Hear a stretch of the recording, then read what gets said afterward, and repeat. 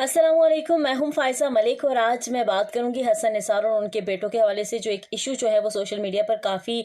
Discuss किया जा रहा है और इसके ऊपर काफ़ी सारे लोग जो हैं वो नाराज़गी का इजहार कर रहे हैं और कुछ लोग जो हैं वो तनकीद कर रहे हैं। बहुत सारी हर बंदा जो है वो अपना अपना पॉइंट ऑफ व्यू जो है वो शेयर कर रहा है और काफ़ी जो लोग हैं वो नाराज़गी का इजहार हसन निसार साहब से भी कर रहे हैं। उनका ये कहना है कि हसन निसार जो है वो इस तमाम तर मामले पे अभी तक चुप बैठे हैं, उनकी जानिब से किसी किस्म का कोई भी मौक़िफ़ सामने नहीं आया है, जिसकी वजह से जो है लोग जो है वो हसन निसार साहब को बहुत ज़्यादा तनकीद का निशाना बना रहे हैं।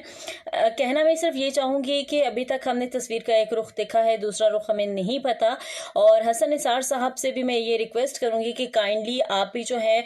वो सामने आए और इस तमाम तर मामले के ऊपर अपना जो मौक़िफ़ है वो पेश करें, ताकि जो आपके चाहने वाले हैं, जो ये चाहते हैं कि आप इस तमाम तर मामले के ऊपर जो है अपना